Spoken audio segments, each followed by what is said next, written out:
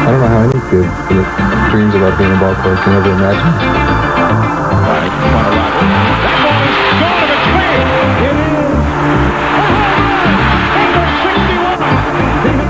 There's the part of Roger that's standing here watching you.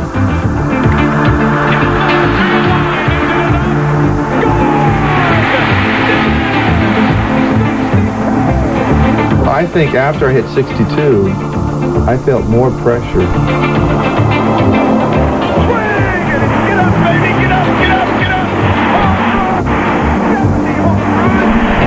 So it's historical for everybody that loves the game of baseball.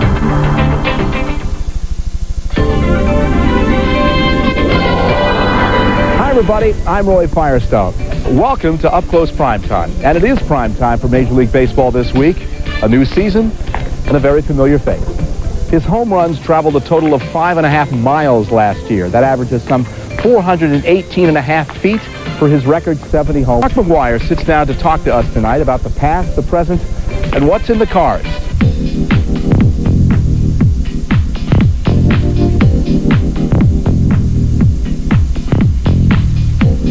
You know, 2 years ago, I could talk to you, and you were a moderate celebrity in baseball. People who love baseball knew who you were. But 2 years later, you're the biggest celebrity in sports, next to maybe Michael Jordan. The Pope is talking about you. The president wants you to come to the State of the Union. I mean, really. I wish I could have been there, but I had good Simpsons. Okay. Is that true? Yeah. I love that. When I'm committed to something, I have to stick with my commitment. I love it. But sorry, President Clinton. But think about that. I mean, just think about 2 years. Right. In your wildest dreams, could you have ever imagined anything like this? Not even. I don't know how any young kid that dreams about being a ball player can ever imagine this. I mean, I've said this time and time again, I've surpassed anything I've ever expected myself as an athlete. But things happen for a reason. There's a reason why you're put on this earth. And there's a reason why God gives you a talent to do something. And I found out what the talent was. I've been through so much adversity through my career. It is well written about, documented about. But the greatest thing that I love about it is I overcame those adversities. Big Mac. Swing and a shot into the corner. It might make it. There it is. 62, folks. It just got over the left field wall in the corner. And we have a new home run champion. A new Dolphin squad. It's Mark McGwire. He touches them all. Unbelievable. The whole country really connected with that. There wasn't a lot of good things going on in the country during that summer. And all of a sudden this started developing, the relationship between Sammy and I. And people are like, wait a minute here. Here are two guys from two different countries getting along and like each other and fighting for this historical moment. And then you see the gestures to the Marises and my son and all my teammates and Sammy coming in from right field. I think people really related to it. That's why I think they felt like they were a part of it. And why not? I mean, this was historical for Mark McGwire. But you know what? It was historical for everybody that loves the game of baseball, too. I saw you at the All-Star break, and I was worried that you weren't getting a chance to really enjoy it. But something, and I want to say it had to do with Sammy, something around the three-quarter pole pulled you out, and you started enjoying it probably more than you ever thought you would have, certainly. Well, I took some of the pressure off. I mean, because then the media had something else to write about rather than me. Here was Sammy having a fantastic, magical year. We motivate each other. He know that I say to him, just relax, just go out there and enjoy it. Enjoy it. You are the man. We were jockeying back and forth like a great horse race. And I just really believe that it took some pressure off me. I saw the way he was handling it. The thing was, he's a dark horse coming out of nowhere. How could he not enjoy it? When he came in, we had that press conference, and people thought we were acting and having a great time and laughing. And I tell you what, it was total spontaneous. Would you clear up one thing? Which one of you is the man? He is the man in United States. I am the man in Dominican Republic. Here comes Sammy Sosa all the way from right field. And he gives Sammy a big hug and lifts him off the ground. Has baseball ever been like this? No. When he hit the home run, what did you say to him? Oh, I love it. I was jumping in right field. I swear to God, when he hit that ball, I said, yes! I said, oh my God. I remember. I forget that seeing the reaction. Chicago Cub. It would have been easy and understandable for anybody to say, oh, but what about me now? To be almost jealous. There's no jealousy. I don't have that in my heart. I have peace in my heart, in love. So, I went over there and gave a hug and said, you to me, you deserve. You deserve, you're the man. I love you, man. And he know that. I would have done the same thing. How could you not? Anybody who followed Mark McGwire's pursuit of Roger Maris's home run record last year knows of Mark's generosity and compassion towards the Maris family. What many might not know is that Mark had a good luck charm in his locker that was both poignant and prophetic. I know you had a hat that was given to you by Whitey Herzog. Yeah. This hat was signed by Roger Maris, and it hung in your locker for weeks. This was like well before, I think I was in the 30s in home runs. So it's something that I kept there, and I was like, you know what? There's a part of Roger that's standing here watching me. And then when I got closer, I felt him inside me. And it's something that obviously I'm still trying to tap into when I sit back and think about these things. But little pieces like that go a long ways with me as far as trying to diagnose what I really did and what it all meant to me. The story goes, he told Whitey, give this to the guy who breaks my record. Did you know that? No. That's what he said. And the thing about it was sitting on my chair. Whitey dropped it off. So I hope to see Whitey. Thank him. It's a corny question. Did you speak to Roger at any point during the season? The night before 62. You spoke. That night, prior to the game, the Hall of Fame brought his bat that he hit 61 with.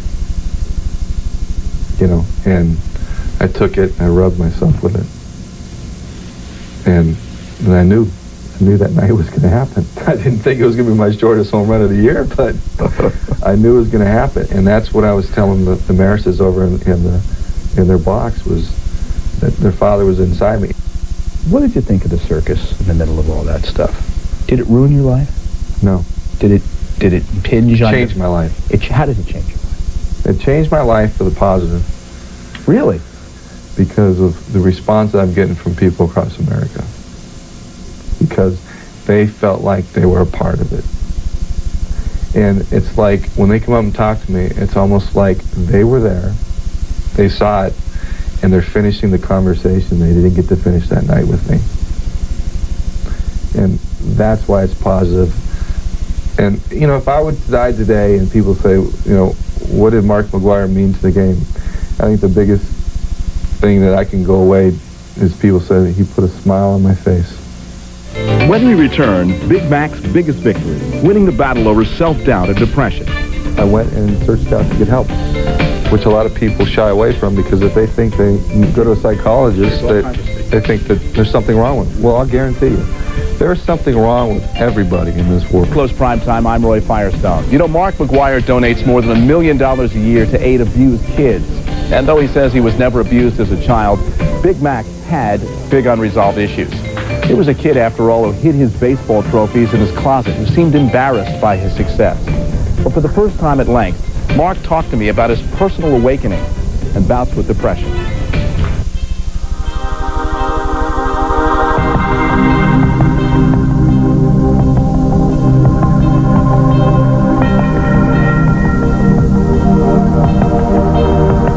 Glad to find out who I was. I mean, just think about people out there who's going to listen to this. How many people can wake up in the morning, look in the mirror, and like what they see? Not many. Why didn't you like it? What was I didn't know. I didn't know who I was. I am so firm that you have to be grounded on this earth to do and to be successful. And I was floating. I didn't have my 2 feet on the ground. I didn't know who I was. I didn't know what I liked. I went and searched out to get help, which a lot of people shy away from because if they think they go to a psychologist, Sure, there's all kinds of stigma. They think that there's something wrong with them. Well, I'll guarantee you, there's something wrong with everybody in this world. So deeply despondent was McGwire in 1991 because of his failed marriage, his physical and emotional wounds, he very nearly quit the game. It's the people that have the problem, that aren't successful, that don't advance, are the ones that keep hiding and shoving it down inside them, that don't want to climb over these mountains or bust through these walls. So I had to face the music. Was therapy painful or exhilarating? Exhilarating. It was more painful going through what I did before. Exhilarating because I was figuring out who I was, and it was helping me out mentally. I did not realize how powerful the mind is. You know, I played the first 5-6 years of my career on physical ability, and I wasn't too shabby. No. You know, then I realized how you can use this mind in this game, and now I'm a firm believer that the mind is 99% of the game. Did you go through depression in 91? Sure. Did you? I'm not afraid to admit it. I didn't know I had emotion as a young kid. I don't recall crying. I don't recall doing any of that stuff until I started going to therapy. And so he started breaking down these layers that were stuck inside me. And next thing you know, I started bringing emotions out of me. And you know what? Damn it, it's okay to show emotion. I don't think you're a human being if you don't show emotion and don't show that. Everybody has a soft side, but everybody wants to be tough and act like they're tough. But there's nothing wrong with it. It's ironic that the game's most feared power hitter, the man of muscle and menace, came to understand that self-love and awareness fulfilled him more than any home run. You're saying effectively that for the great accomplishment of hitting 70 home runs, there was no greater accomplishment in you looking at yourself, examining yourself, and finding out just the person you wanted to be. Well, look at the response I'm getting from the American public. Everybody felt like they were part of it because they saw a normal human being, not this so-called superstar athlete that just thinks about himself. It's a time in my life that I want to help them out, so I will do everything in my power to start my foundation to help them out. McGwire's public advocacy of fighting child abuse is well known, but using his celebrity to put an identity to the issue gives him deep satisfaction. I think probably the biggest thing is the PSA that I did last year, just before the weekend. I had an off day before I hit 62.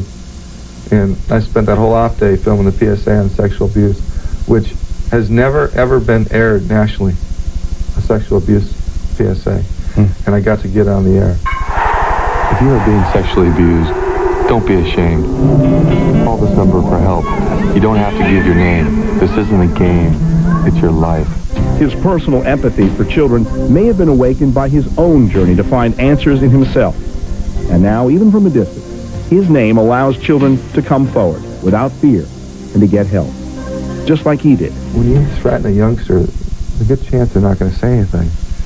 But if you see me talking about it, saying it's okay to talk about it, and you need to get help. I mean, in order for them to be a successful child, teenager, young adult, they need to get help. And the faster, the better. When we return, McGwire answers his critics on charges that he's not all he's pumped up to be. I've been hitting home runs since I was in Little League. But it goes to par with when you have success. It goes to par with people trying to knock you down. How big is Big Mac? Well, his biceps are some 20 inches around. I mean, that's as big as a kid's waist. In a family of 4 brothers, the 6'5" Mark wasn't even the tallest brother. Former NFL quarterback Dan McGwire is 6'8" inches. Mark weightlifts 6 days a week to build power and strength. Yet his critics say for all of his God-given talent and work ethic, his use of a legal weight training supplement taints his achievements. That stuff has nothing to do with me hitting a baseball. It has nothing to do with my hand-eye coordination. It's totally legal. It's all natural.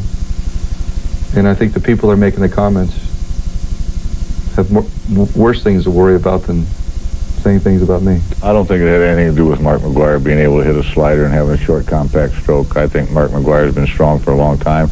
Mark McGwire I don't know, maybe it had a little something to do with him going that extra 50 feet or 75 feet. But it was still going to get out of there. But Mark McGwire can hit him out of anywhere. He doesn't need anything. My career has been so clean with doing the right thing that I can't judge other people for trying to get bigger, faster, stronger. That's what we're dealing with in the late 90s here. Does it worry you on any level, though, when you see some of the stuff that's going on? When I see high school kids doing it, of course. I think once you get to the pro level, you got to do what you got to do. Number one, it was a great accomplishment. But number two, even if you juiced up, you still got to do it, you know. My only concern, first of all, let me say, I love Mark McGwire. I think he's unbelievable. We were talking about this privately among the brothers.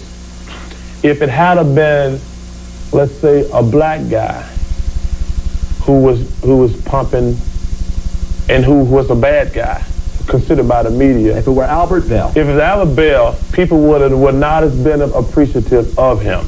What kind of mail did you get on that subject? Did you get people supporting you? Did they get some people who supported you but had questions? Did kids write to you about this stuff? I don't know. I've had a lot of kids ask me about it. What do you say to kids? I probably should have invested in the product because it went out of the skyrocket. I mean, I don't endorse the product. You know, I took it because it helped me recover from workouts only. Has nothing to do with what I do baseball-wise. And the word steroid is so far-fetched. It's not a steroid. Right. If it was an anabolic steroid, FDA would have never improved it, and you can't buy it over the counter. Correct. You got to get a doctor's prescription. Do you think baseball will ban it someday? Can't. How can they? There's no drug testing. Sammy Sosa himself has acknowledged using creatine, a legal muscle-building supplement, and would never recommend it to minors. If you had a son who asked you, Daddy, I would like to try this, would you let him? No. You know why? Because in my country, we are Latin. We don't deal with drugs. You know, we refuse.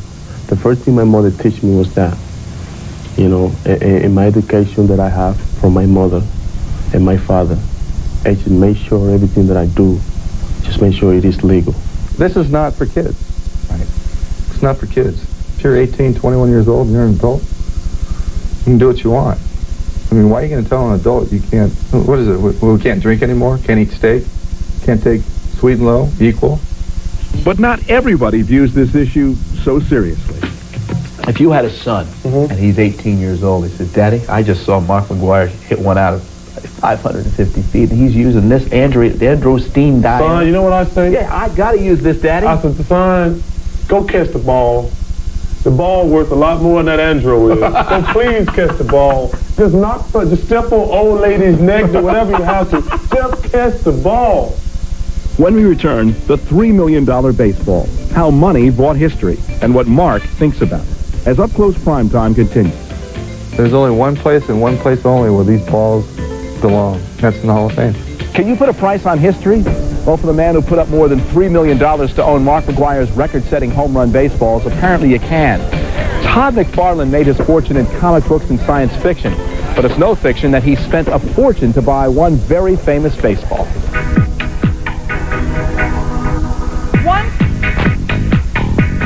twice, sold for $2,700,000. You carry this ball around in a paper bag?